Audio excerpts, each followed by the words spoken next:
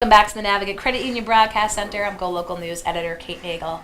Thanks for joining us this Friday afternoon. Would like to welcome in a familiar face, GoLocal columnist Bob Thank Whitcomb. you. How do you know this is familiar? I just had plastic surgery. Did a great job. Excellent. With Ray Rickman and his big view today kicking off about the president's comments about the 14th Amendment, Right. certainly have to start there. Yeah, I don't think it's 100% sure that what Trump is trying to do with the executive order is unconstitutional, but I'd make it maybe about 98.7%.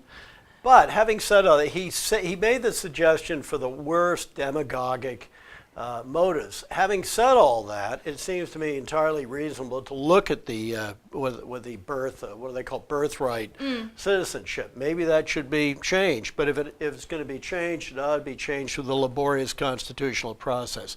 Maybe there are too many people coming here just to have babies, and then they can get connected with the U.S. I heard a figure yesterday, 11% or something of immigrants. I don't know if that's true, and this is pure demagoguery. But you should not do this kind of thing by executive order. Also, the border issue, this is just ridiculous. Several thousand men, women, and children walking to the border. You don't need to send the army down there. It's just ridiculous. Yeah. Well, the thing about at least not 5,000 troops. Yeah. Executive order we saw under the Obama administration, Right. so much done by That's executive right. order. That's right. A lot of people forget the undone. Obama administration was very tough on the migrants. It's interesting, the rhetoric of this. Very, very good point. Bush was very lackadaisical. More immigrants than any other. That's right. That's right. But he never got credit or blame for that. It's interesting how that just sort of slid by. Well, I'll tell you, it's that final week leading up to an election, and toxic. It's like swimming in a sewer. You never know what we're going to hear from the president. But do you expect any surprises come Tuesday? Not really. I think maybe some of the governorships around the country, which are be narrowly chosen. I think so. I think I'd be very surprised. I think it's almost impossible given the numbers the way lined up this year, which is most difficult for the Democrats since 1914, that they will take the Senate. I think that's pretty much close to impossible. I think it's likely they'll get the House, but it may be somewhat narrow, more narrow than we thought. The Republicans have a lot of dark money coming in now at the last moment, and certainly their base is animated. You hear a lot about the young people, the millennials, generally don't like Trump, and they're coming out. I don't know, I've been hearing this thing for a long time. Will they actually make the distinction between posting something nasty about Trump on Facebook and voting? I almost get the impression some people think if they put something on LinkedIn or Twitter or something, okay, I voted. No, you actually have to get up, spend the exhausting 20 minutes and go vote. So I think the most interesting thing of this campaign, we'll talk about maybe Wednesday, is what was the turnout and where and who. Especially the demography of the turnout. I'm very interested in that. Especially with again, the age groups that turn out. Yeah. Tuesday should be interesting. The forecast as of now here for Rhode Island is rain, depending on which that is level. Good for the Republicans. But just to keep folks who aren't able to well, make it now out. what happens? I think the Republicans traditionally have been more insistent voters. I think partly because the Republicans skew richer and they're interested in protecting their money more. I seriously, I think so. And they may have, they're richer. They've got more time options. I think they're much less likely to work in a factory. So we'll see come Tuesday. When I was a kid, the Republicans always prayed for rain on election day. Well, we'll have full election coverage on Tuesday here at GoLocal, as we did on primary day throughout the day, breaking it down again in the evening here in the studio. So looking forward to that. Let's veer away from politics for a moment, maybe, if you will, with the story that GoLocal broke today about Blackstone Boulevard. Yeah, and the latest I saw that yesterday. It's a great story. This huge mansion owned by the esteemed Paul Nicholson. Nicholson File, which he ran, was one of the larger companies in the world for a while, for a long while. It was based in Providence, made a lot of money, and I believe Paul Nicholson was the last head of it. Yes. And it's long since vaporized. Anyway, this is a lovely mansion on Blackstone Boulevard, which on is the historic register. The navel and kind of the navel of the universe of old Yankee and German Jews. And apparently, I guess the family, the people on it, they want to sell it, and there's a proposal to put 10 houses on, was it 3 acres, 3.5 acres, something like that, and tear down this gorgeous house. And we just found out about this, and I think this is going to be a Donnybrook. But you know, again, it's a market economy. They could sell it as long as it passes all the zoning rules.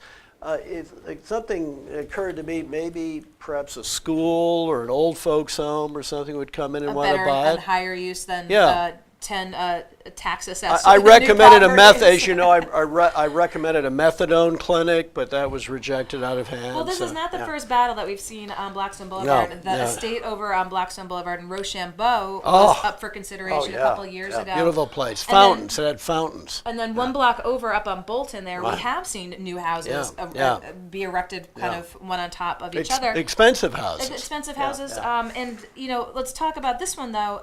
Privately owned, a private deal, even if it goes before the City Plan Commission and folks in historic preservationists come out and oppose it, at the end of the day, is it not, in fact, does it not lie with the owner, and is it not private property? I mean, that's the issue. I think zoning and private property. The zoning, and it you know, the people involved in this seem to have checked out the zoning and all this stuff, and I think they probably could put 10 houses there.